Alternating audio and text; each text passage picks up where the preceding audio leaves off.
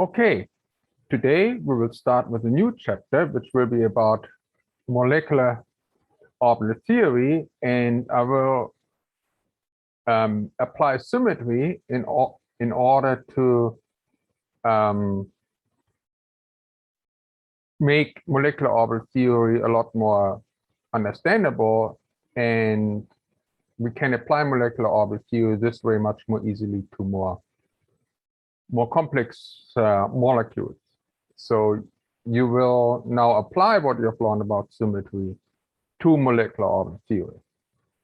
So before we actually go to this, let us briefly review the principles of molecular orbital theory. So molecular orbital theory was designed to explain covalent bonding. However, as you will see, it can also make statements about ionic bonding, an extension of molecular orbital theory, which is called band theory, and I will not talk about band theory in this course, can even explain metallic bonding.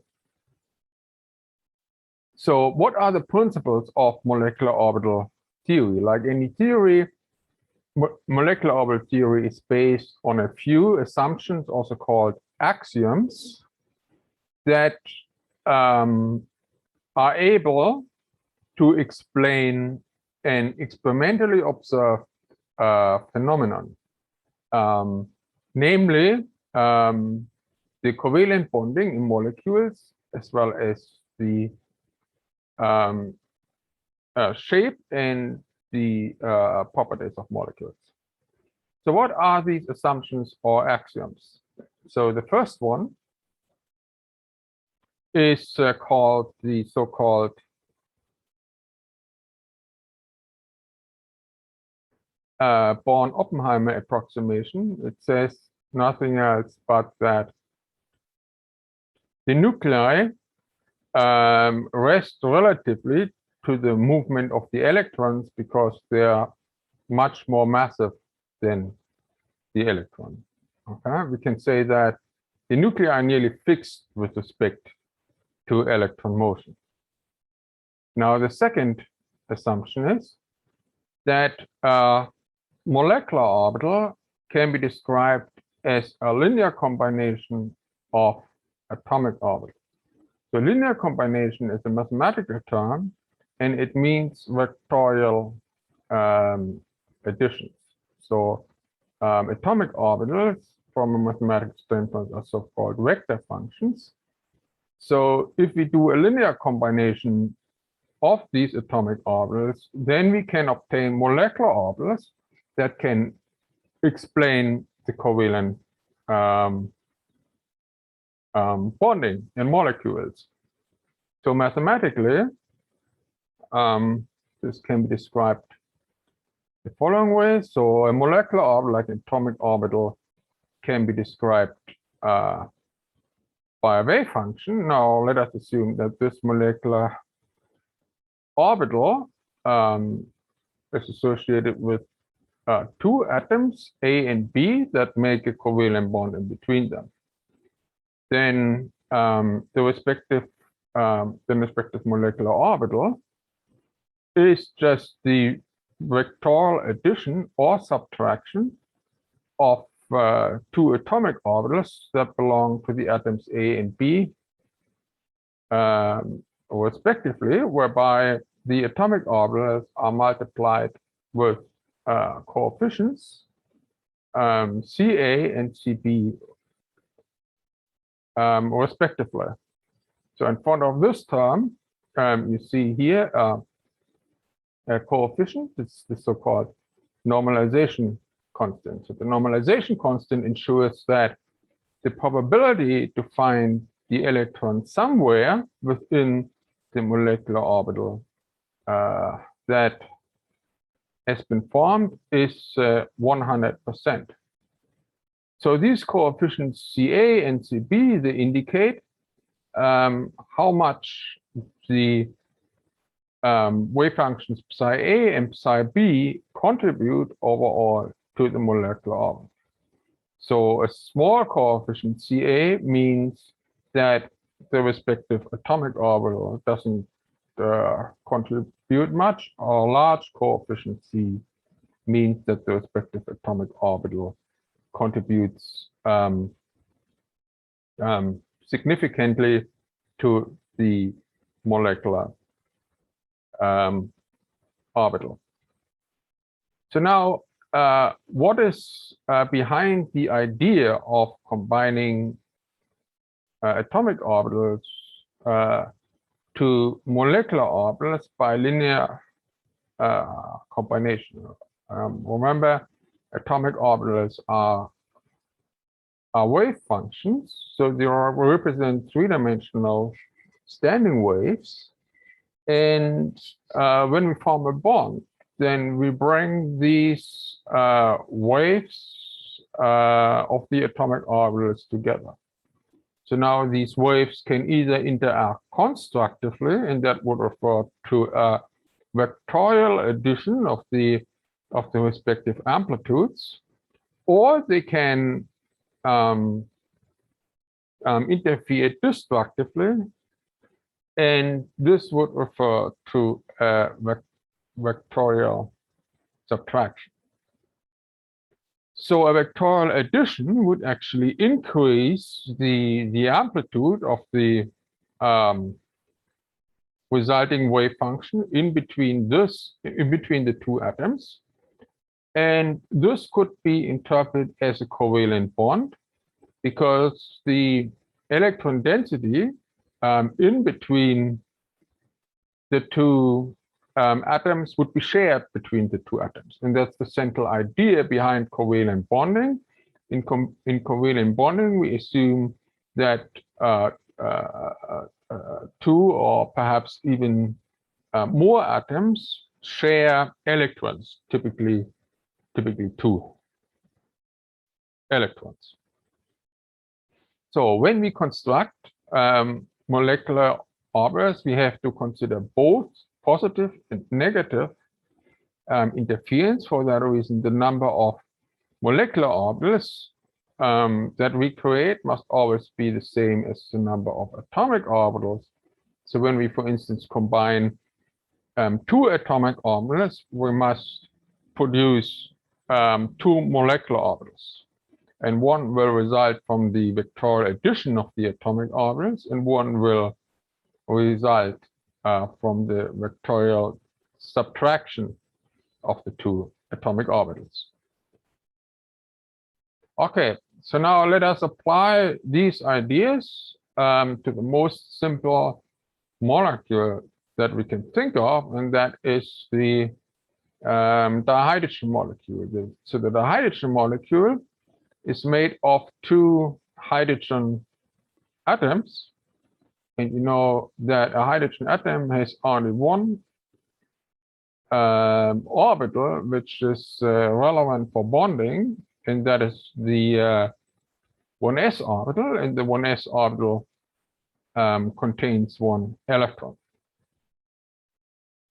So now, what can happen as we combine 2 hydrogen atoms with their 2 1s orbitals to form a hydrogen molecule? Now, there can be 2 cases. Well, in the first case, the 2 1s orbitals here and here, they have the same algebraic sign. In the other case, the 2 1s orbitals have opposite algebraic sign here indicated by different colors. So as we bring the atoms closer together, in the case the 1s orbitals have the same algebraic sign, we are getting constructive interference. Okay, so our resulting molecular orbital is produced from the addition of the 2 1s orbitals. We can clearly see that we have electron density in between the hydrogen atoms, and this electron density is being shared, which we can interpret as a covalent bond between the 2 hydrogen atoms. So now, however, we must also consider the opposite case. So we can also have the algebraic signs of the two 1s orbitals to be opposite. Now, in this case, as we bring the two 1s orbitals together, you see that there is now destructive interference, and therefore we have actually a molecular orbital that has a node, and at this node the algebraic sign of the wave function of the respective molecular orbital changes.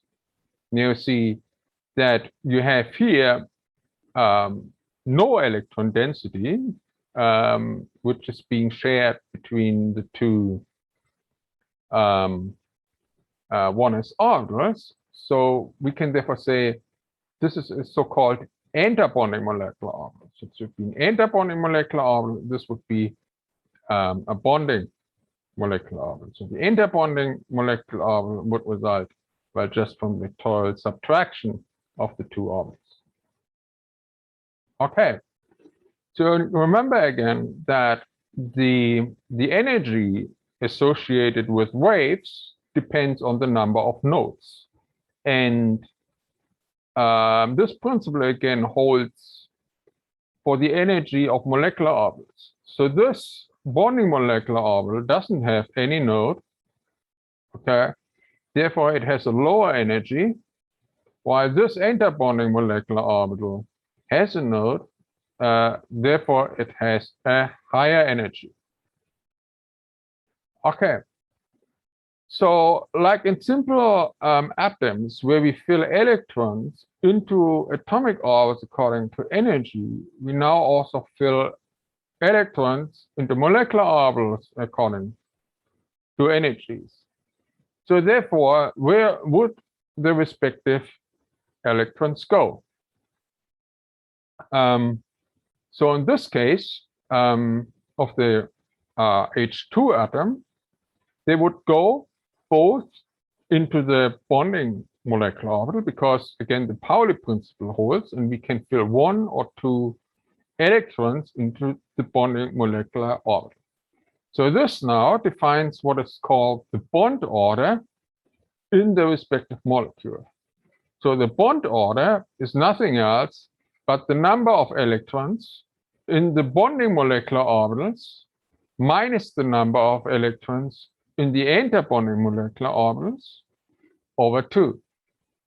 So now in the H2 molecule, we have 2 electrons overall, one coming from hydrogen atom number 1 and one coming from hydrogen atom number 2. So they can now go both into the bonding molecular orbital. The spin must be again paired because of the Pauli principle. The bond order is therefore then simply 2 minus 0 over 2, which is equal to 1, which means that we have actually a bond order of 1, and we can say that the 2 electrons here in our hydrogen molecule are being shared between the hydrogen atoms, which explains our covalent bonding. So now we can think also of other scenarios. So let's say we have an H2 plus ion. What would be the bond order in the H2 plus ion? Well, in this case, we would have only 1 electron. And that 1 electron would go into the bonding molecular orbital and would be shared between the hydrogen atoms. The bond order will then be 1 minus 0 over 2, which is equal to a half. So what if we had an H2 minus ion? Well, in this case, we would have 3 electrons, but now the 3rd electron would not fit into the bonding molecular orbital because of the Pauli principle. It would have to go into the interbonding molecular orbital. So the bond order would then be 2 minus 1 over 2, which is equal to a half.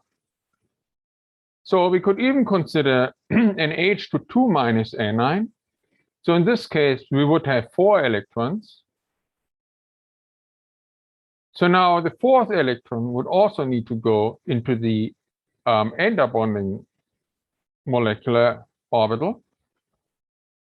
In this case, the bond order would be equal to 2 minus 2 over 2, which is equal to 0. So now with the concept of the bond order, we can make predictions about the stability of molecules. So we can say that, well, as long as the bond order is larger than 0, then overall, well, we would have a bonding situation within that molecule, and we would expect that molecule to be stable. So the higher the bond order, the more stable our molecule should be. But when the bond order is 0, then there's no reason for this molecule to exist. And for that reason, that molecule should not be observed. And the experiment confirms what molecular orbital theory would predict. The H2 molecule is, of course, very well known. It is a quite stable molecule. It also has the highest bond order, but also the H2 plus and the H2 minus ions have been observed, even though they are significantly less stable than the H2 molecules, which we would expect because the bond order is smaller. However, the H2 to minus ion has not been observed. We would clearly understand this because in this case, the bond order is equal to 0. Okay. So you see also that molecular orbital theory does not require necessarily that 2 electrons are being shared. There can be also another number of electrons. In this case, for the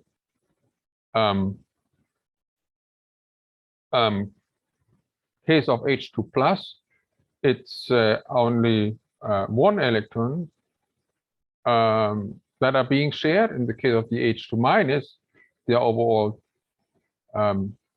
3 electrons that are being shared. All right. So now the H2 molecule is a very simple molecule, and in this case, the construction of what is called a molecular orbital diagram is quite straightforward. So molecular orbital diagrams depict the overall bonding situation in a molecule from the molecular orbital theory point of view. So what do we need to consider when we construct a molecular orbital diagram for H2? Well, in the molecular orbital diagram, we plot first the atomic orbitals according to energy. So we write an arrow that points up, which is labeled energy. And then we write the atomic orbitals on the left side and the right side of the molecular orbital diagram according to energy. So in the case of the hydrogen atoms, the 1s orbitals, as you remember, both have an energy of 13.6 electron volts. Okay, because they're both the same energy, well, we have to write them with exactly the same energy into our molecular orbital diagram. We indicate the orbitals by simple horizontal lines, okay, and write the name of the orbital next to these lines. All right, then in the middle of the molecular orbital diagram, we then write our molecular orbitals according to energy, and we connect the respective orbitals to the atomic orbitals from which they have been constructed via dotted lines. So for the H2 molecule, this means that we have a bonding molecular orbital that has a lower energy and an interbonding molecular orbital which has a higher energy. Okay. The distance of the interbonding molecular orbital from the atomic orbital is about the same as the distance of the bonding molecular orbital to the respective atomic orbitals.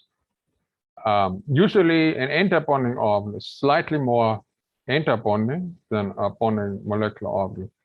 It's bonding, so typically this distance here is slightly larger than that distance here, but this is just a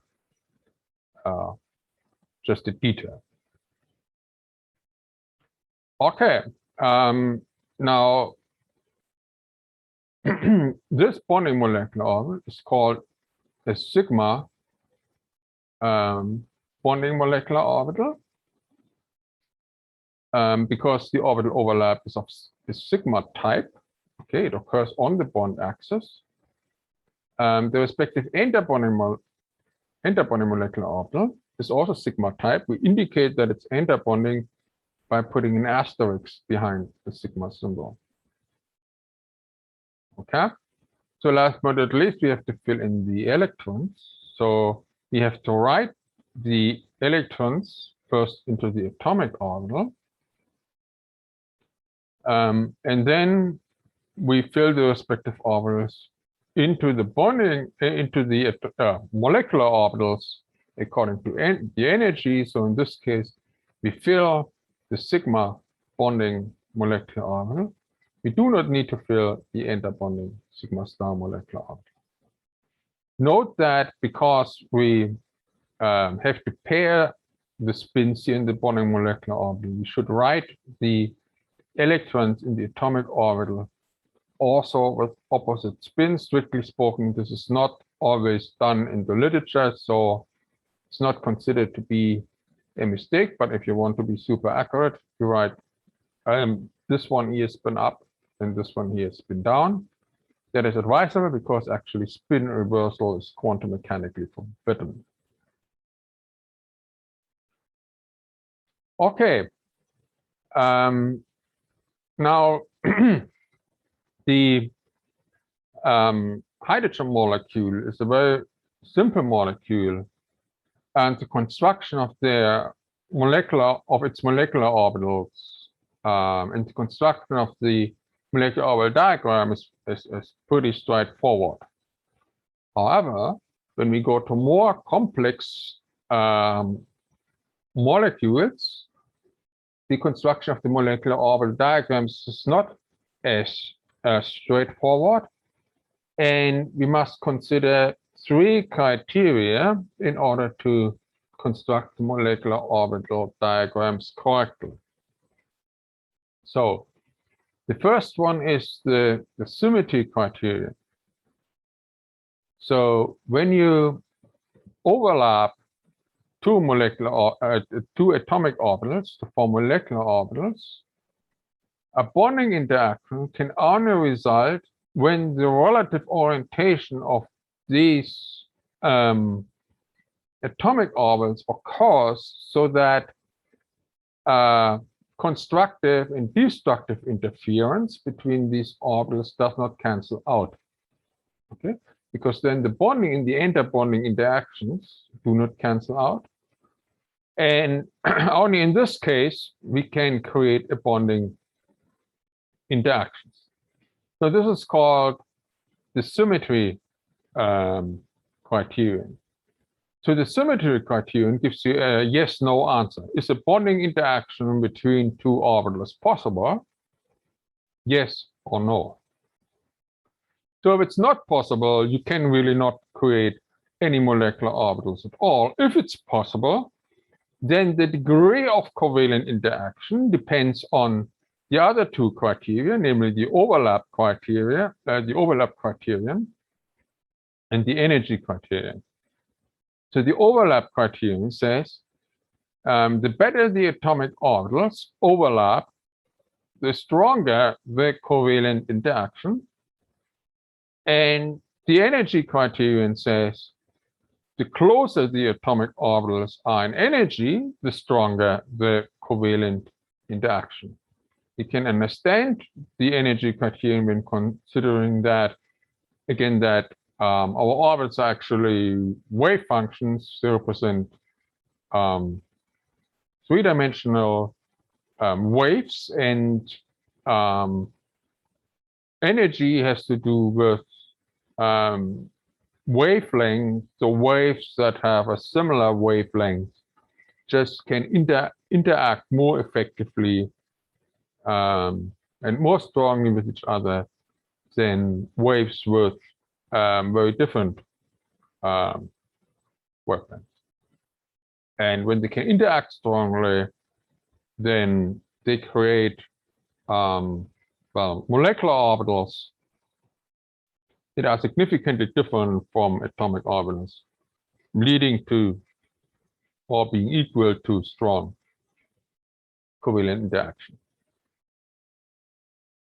Okay, now let's look at these criteria in more detail. Let's start with the overlap criterion, which is most straightforward to understand.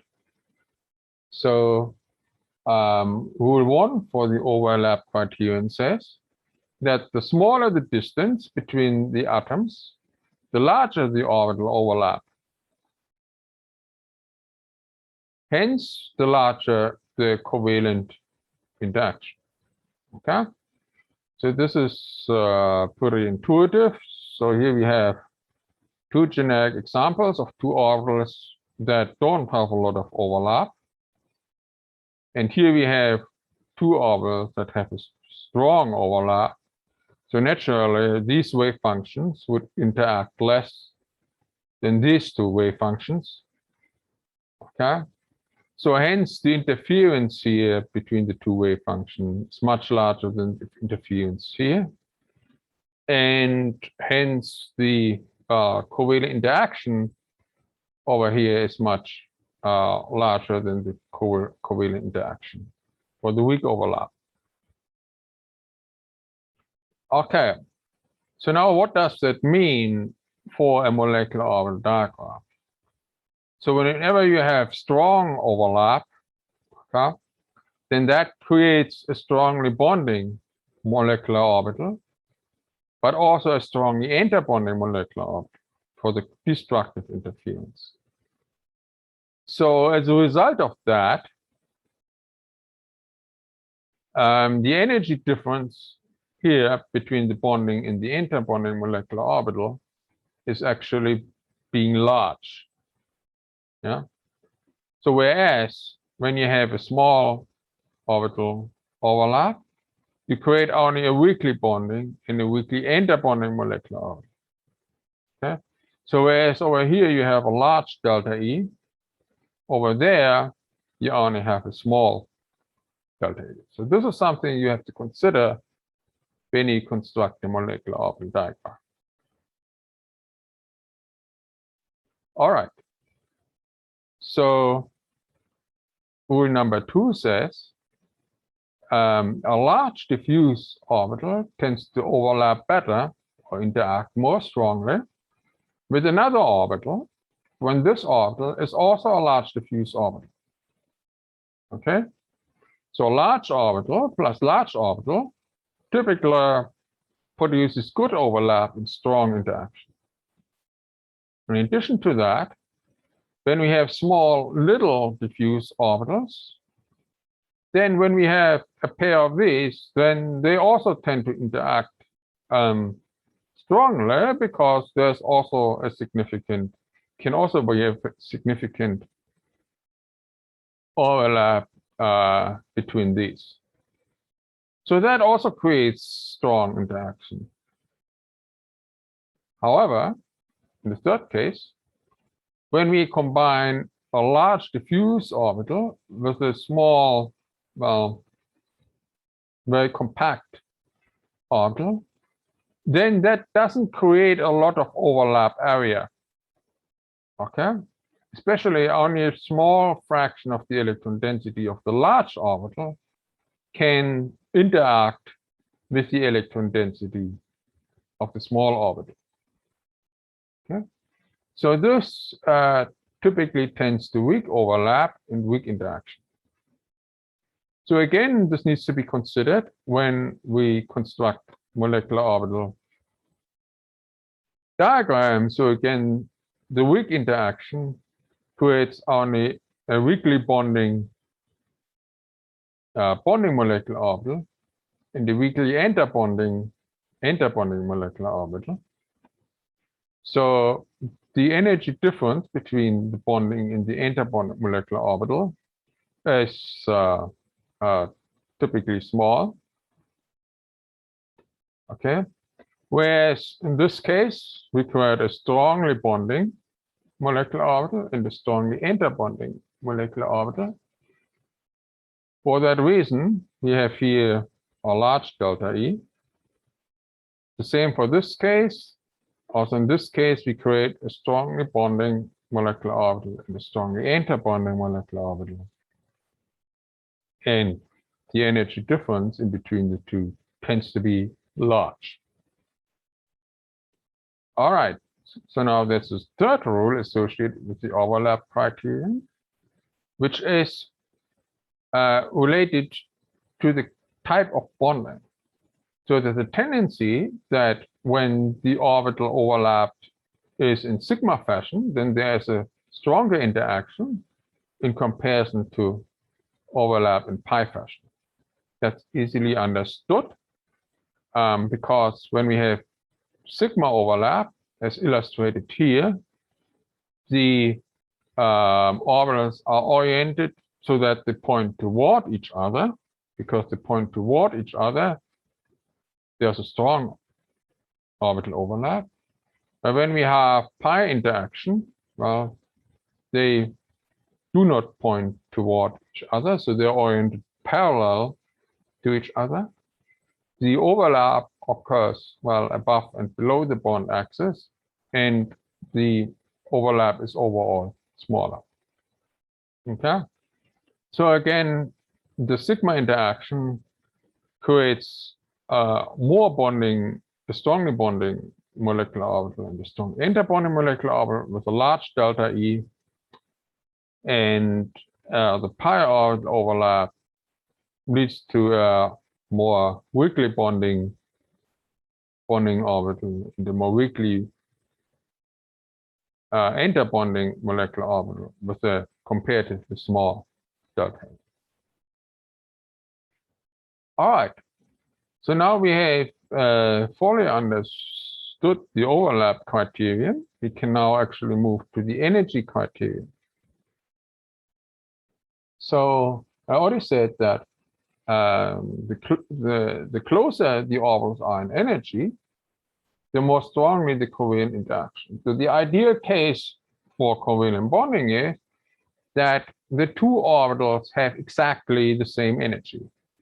So that's actually only exactly the case when two same orbitals of the two same kind of atoms overlaps. So we must have the same kind of atom, can be, for instance, two carbon atoms, and the same kind of orbitals. Let's, for instance, same 2s orbitals. Only in these cases, the orbital energies can actually be exactly different, exactly the same. Otherwise, they actually, at least to a small degree, different. So if they are exactly the same, then we can create the greatest covalent interaction. We can create a strongly bonding molecular orbital and a strongly interbonding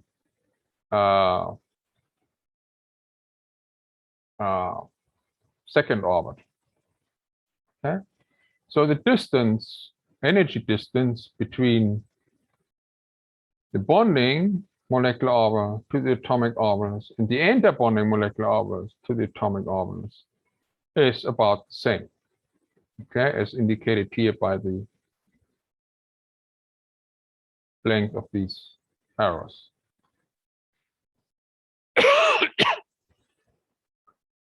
All right, so now Of course, we can fill in our electrons still. So assuming that our atomic orbits are half-filled, we can fill both electrons into the bonding molecular orbits. Yeah, bond order in this case would be 1. All right. So, but what happens if the energy of our atomic orbitals are somewhat different? So let's say the orbital A has a slightly higher energy than the orbital B. So again, that creates a bonding molecular orbital and an interbonding molecular orbital. But you see that the energy difference between the molecular orbitals and the respective atomic orbitals are now not the same anymore. So the energy of the bonding molecular orbital is closer to the energy of atomic orbital B, and the energy of the interbonding molecular orbital is closer in energy to orbital A. So for that reason, now the bonding molecular orbital is located primarily at atom B, and the interbonding molecular orbital is located primarily at atom A. So that means that we do not have a completely covalent bonding situation anymore. So there is some level of ionicity now in this bond. We can also say that we have a polar covalent bond. Okay. So now our 2 electrons would be again in our bonding molecular orbital. Okay. For that reason, our bond would now be polarized toward the atom B. Okay. Note though that if we had interbonding molecular orbitals, these interbonding electrons, these interbonding electrons would be localized primarily at atom A. Okay. Last but not least, let's look at the extreme case of the atomic orbitals A and B being very different in energy. So still, we can construct a bonding molecular orbital and interbonding molecular orbital. But now the bonding molecular orbital would be energetically very close to atomic orbital B, and the interbonding molecular orbital would be energetically very close to orbital A. Okay, so because of that, now the bonding molecular orbital would be located almost completely at B, and the interbonding molecular orbital would be localized almost completely at atom A. So now our electrons would still go into the bonding molecular orbital. But what can be said about the localization of these electrons? So because the bonding molecular orbital is located practically completely at B, and it's very similar in nature as the atomic orbital B, we can say that both electrons are practically located at B. So what we have actually done is we have transferred an electron from the atom A to the atom B. So that means that we have actually performed a redox process and that our resulting bond should not be considered a covalent bond anymore, but rather than that, it should be considered an ionic bond. Okay. So that means that molecular orbital theory, and this is explained, that means that molecular orbital theory, while actually being designed for covalent bonding, can also make statements about ionic bonding. It also shows that a 100% covalent bond is possible because it can indeed be that the energy difference between two atomic orbitals is exactly 0, while a 100% ionic bond is not possible. That is because the energy difference between two atomic orbitals is always finite. Only if the energy difference was infinitely large, our bond would really be completely ionic. Therefore, even in the most ionic substances, there always has to be some degree of covalency as well. Okay. So now, as I said before, bonding electrons are localized at the atom that has the orbital of lower energy, and that atom is typically the more electronegative atom. Therefore, bonding electrons in a polar covalent bond are located at the more electronegative atom. Not to forget, though, is that when we have interbonding orbitals filled also, then they are located at the more electropositive atom. And that leads to the fact that under some circumstances, the polarity of a molecule can be the opposite of what electronegativity considerations would predict. An example of such a molecule is the carbon monoxide molecule. So the oxygen is more electronegative than the carbon.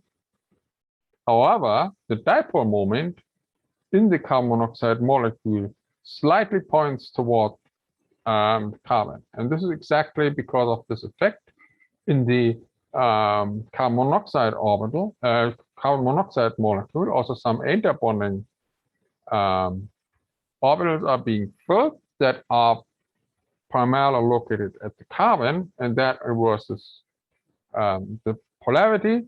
I will talk about this in more detail when we discuss the actual molecular orbital diagram of carbon monoxide somewhat later in this course. Okay, now we are finished with the energy criterion. Let's go to the symmetry criterion. So here are a few examples that shall illustrate the symmetry criterion. So on this example, we have the water molecule, which is a bent molecule. So this water molecule is oxygen, has an oxygen atom and two hydrogen atoms. So the hydrogens have 1s orbitals, and the oxygen atom has, among other orbitals, the 2pz orbitals. A 2pz orbital. So now we can raise the question, do these orbitals have an appropriate symmetry, meaning an appropriate orientation relative to each other, so that we can combine these atomic orbitals to form molecular orbitals? Okay, in order to decide this, we need to see if the constructive and destructive interferences that result due to the orbital overlap will cancel out or not. Okay? So now with regard to the pz orbital, one lobe of the pz orbital must have a positive algebraic sign, and the other one must have a negative algebraic sign. So we can choose the algebraic sign of the 1s orbitals in any way we would want. So we can see that we can create more constructive than destructive interference when we choose the algebraic sign of the 1s orbital,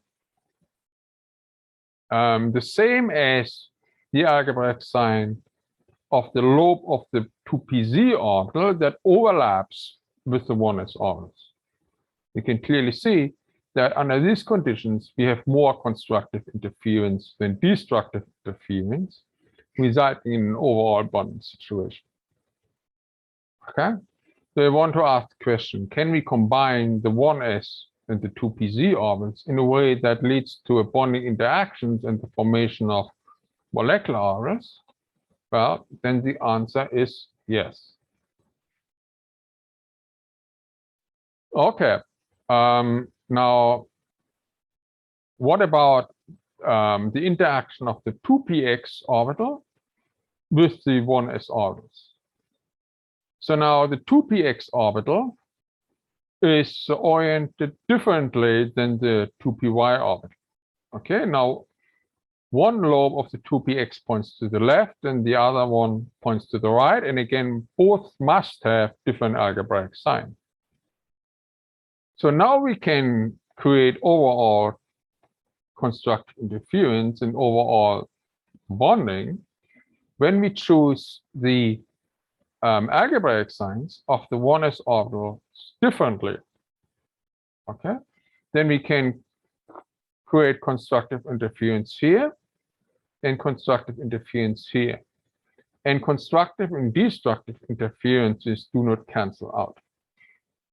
So that means that also in this case, we can create a bonding interaction, and we would expect that we can construct molecular orbitals from that combination of atomic orbitals. Okay, so just hypothetically, if we had chosen the algebraic sign of the 1s orbitals to be the same, the constructive and destructive interferences would have canceled out. Okay, so just by geometric visual inspection, you can see that the constructive interference here is exactly what the destructive interference over here is. Okay, so that combination would have worked. Fortunately, we can choose the algebraic sign of the 1s orbitals whatever we want. So in this case, we would choose them to be different in order to realize the bonding situation. All right. Now, what about the combination of the 2s orbital of the oxygen with the 1s orbitals? In this case, the decision is particularly simple. We just choose the algebraic sign of all three orbitals to be the same. Very easy to see. We create only constructive interference, and of course, we can create molecular orbitals. Last but not least, let's look at the interaction between the 2py and the 1s orbitals. Okay, so now the 2py orbital points into the paper plane in this case. So the orange lobe points to the front and the blue lobe points to the back. So now can we create a covalent interaction? We again would have the choice. We can either choose the algebraic sign of the 1s orbitals to be the same as here, or we can choose them to be different. So now you can see that in this case, regardless what we do, the bonding and the interbonding interactions always cancel out. You can actually see this a little better when you look at the water molecule from the bird perspective. Okay, then the 2py orbital points upward, because this is now the y coordinate pointing upward, the x coordinate still points in this direction. Okay, so we have now here our 1s orbital that overlap with the 2py orbital. So now you can see that there are constructive interferences here and here, but these are equaling the destructive interferences here and here. So overall, constructive and destructive interferences cancel out, and we cannot create a bonding situation. So we could choose the algebraic sign of the two 1s orbitals to be different, but you see in this case, that doesn't help. Okay? In this case, we have constructive interferences here and here, but these are exactly the same as the destructive interferences here and here. So therefore, also in this case, bonding in anti-bonding interactions cancel out, and there's no way to create a bonding situation.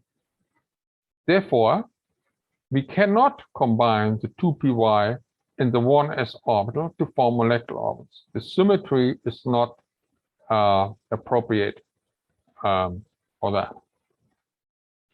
Okay, so now you can see that it can be difficult by inspection to decide about when orbitals have the right and the wrong symmetry, and the more complex the molecule gets, the more difficult the decision is, because the more complex the molecule, the more atomic orbitals it has. So we will learn in the next class that using group theory, one can make such a decision without ambiguity and with much greater confidence. And in the next class, you will learn about what is called symmetry adapted linear combination of atomic orbitals, and we will construct molecular orbitals with this method. But I see that our time is over, so I just stop at this point.